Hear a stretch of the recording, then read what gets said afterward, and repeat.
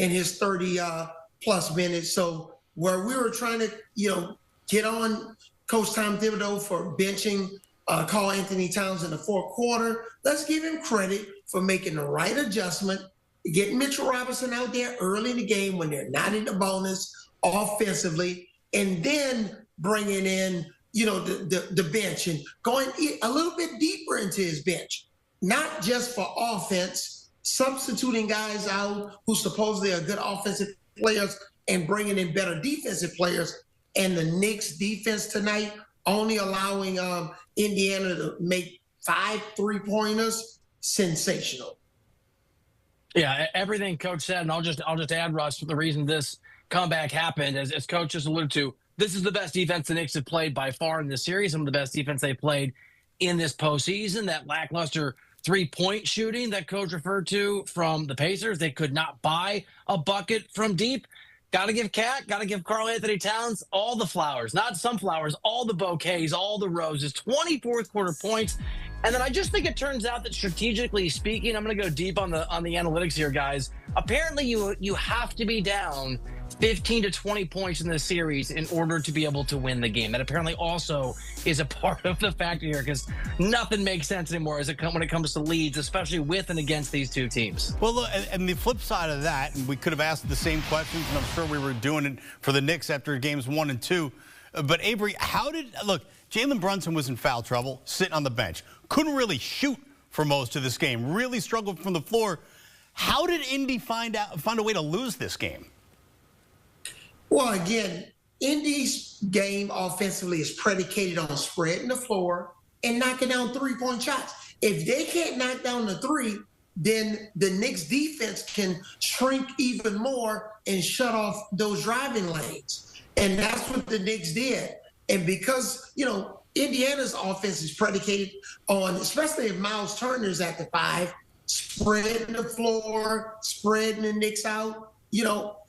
Obi Toppin played well. He was a plus, 19 in 14 minutes. I'm glad for the Knicks that he didn't play more than 14 points because he did a nice job. But again, when the Indiana Pacers can't knock down a three-point shot, similar to the Boston Celtics, that's the kryptonite to the Knicks. That helps the Knicks, actually, and that's the kryptonite to the Indiana Pacers offense when they can't spread the floor. And, guys, I think another interesting through line to everything that Coach and I have been talking about is the fact that, and I know it's not technically a closeout game, but it's hard to close out series. It is hard to win those final games. Obviously, this wasn't that. But if the Pacers had won this game, this series is done and dusted. Even though would have been 3-0, it's over. It's over. I know it's over. The Pacers knew it was over. And I thought, for all the reasons Coach was talking about, they started to get tight there. Their offense really stagnated in that fourth quarter. You could feel not just the momentum and the excellence in the defense and the shot making of the Knicks, and they get credit for all those things. But I think the weight of the fact that the Pacers were basically on the brink of being up 3-0 against the New York Knicks, they had all but guaranteed themselves a berth in the NBA Finals. I think some of that came to bear on this game, too. Hey, Bill, one more thing about Karl-Anthony Towns. Is he awake now? Is he in this series? Is this giving the Knicks sort of the juice now to think hey, it's 2-1, everybody's winning on, the opposing team's court? Game 4, is that Cat's game to shine, even coming off a fourth quarter that he just had? I mean, absolutely. And by the way, I don't want to get too carried away, and Coach has played in these things and won these things. So, I'm just doing this from a distance. But I was thinking about how well Cat played and how remarkable that performance is with your season on the line in the fourth quarter. And it just struck me in large part because of his offensive excellence, because of the defensive effort of this Knicks team. It sort of feels like, guys, whoever wins game 4, the next game is going to win this series. Doesn't mean they will, but it sort of feels that way. If the Pacers can kind of shrug this off and go up 3-1, they're in the driver's seat. But if you're the Knicks and you were down 20 points facing a 3-0 series deficit and you go back to New York at 2-2, it's such a momentum shift. So there's a lot of factors, Russ. Certainly if Cat can play at a ridiculously high level like he did in that fourth quarter, it helps. I think this is going to be one of those it's time to prove it moments for the Knicks. Maybe it turns the series around. For the Pacers, let's see what they're made of, because it's one thing to lose this game. It's another thing to lose this game and then not defend home court in game 4. When you look at the Knicks, they shot 90% from the free throw line. And the reason they shot 90% from the free throw line, I'm going to reiterate something. Mitchell Robinson didn't attempt a free throw tonight. And when you get him in early in the first and the third quarter, and then once you get in the bonus, sub him out. Because when he misses free throws, if he splits a free throw, go 1 for 1, or goes 0 for 2 from the line, we know he's been like the worst free throw shooter in the NBA playoffs. That's like a turnover. So again, for all of the, credit that we give Tom Thibodeau, we know we blame the last game on him.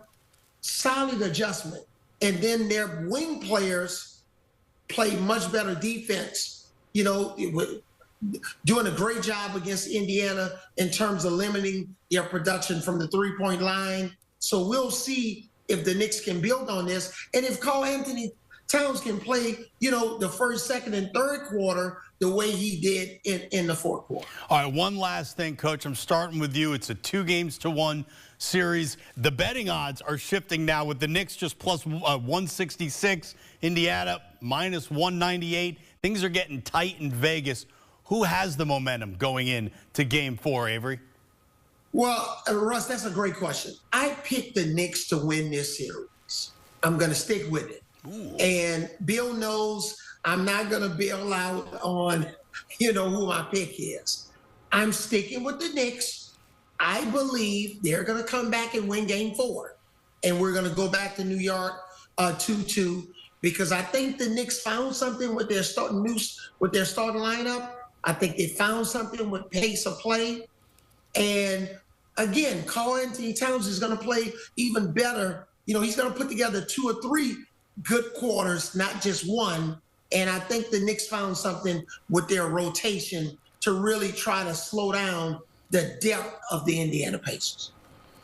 I am similarly stubborn, but I'm just stubborn on the other side of the equation because I wrote back in February over at CBSSports.com that people weren't paying enough attention to the Pacers, and I've been sort of pushing this on the podcast on Beyond the Arc that I thought the Pacers could make a deep run. Did I predict them to go to the finals? No, but I thought that they could get here, and I thought they could play the Knicks tough. And once we got here, I did think they'd win this series. So I'll go Pacers because I don't think Karl-Anthony Towns is going to score 20 points in the fourth quarter, and I do think the Pacers are going to find their offensive groove and shoot better from three. Coach said it. They've got to hit those deep shots, and almost every guy on the floor is conditioned to and able to make those shots. But it feels like a coin flip. I mean, this is a series, guys, where the margin has been, I don't even know, is it 3 games at 9 or 10 points in terms of the margin? I mean, it's remarkable how every game has been so close, and I know this has been fronted by a lot of comebacks.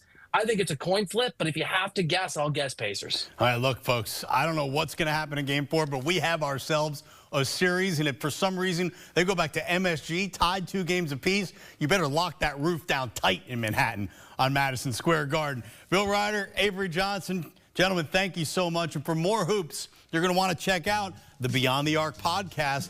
Bill mentioned it. It's Bill and John Gonzalez, 5 days a week, breaking down all the storylines from around the association.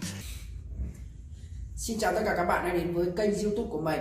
Kênh YouTube của mình là kênh chuyên sáng tạo nội dung cắt dán này các bạn này. Nội dung cắt dán. Những đây trước mặt của mình đây là nơi làm việc của mình này, bao là nơi làm việc của mình. Có những sản phẩm của mình đã làm xong này, làm xong cắt dán hoàn chỉnh rồi. Rất nhiều sản phẩm đây, rất nhiều sản phẩm này các bạn này. Và để tạo ra được những sản phẩm đẹp như này cho các bạn xem thì mình sẽ cần những dụng cụ như sau. Đây là những giấy thủ công màu của mình này, giấy thủ công màu rất nhiều màu sắc. Mình sẽ chọn là một số màu sắc cho các bạn xem nha. Đây là một số những màu tiêu biểu để mình tạo ra những sản phẩm như này.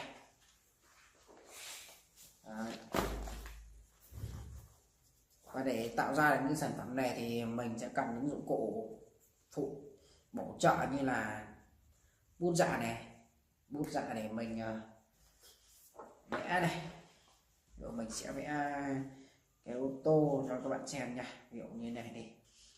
Đấy. Cái ô tô này đi. Đấy. Đấy, ví dụ như mình đang vẽ cái ô tô này. Đấy, mình sẽ dùng những sản phẩm này, mình sẽ cùng kéo cắt. Đấy, thì sẽ ra được những sản phẩm ví dụ như này. Đấy, lọ đây đẹp bao la. Thì để những sản phẩm được đẹp và nhiều màu sắc thì mình sẽ dùng thêm hồ dán để dán thêm những điểm nhấn đây, những điểm nhấn cho sản phẩm. Và trong quá trình tạo ra sản phẩm của mình không thể thiếu được một chiếc chân kẹp điện thoại. Đây là chiếc điện thoại mình quay lại quá trình tạo ra sản phẩm này. Đây là chiếc đèn hỗ trợ ánh sáng của mình. Và kênh của mình thì cũng đã được nhận nút bạc từ YouTube.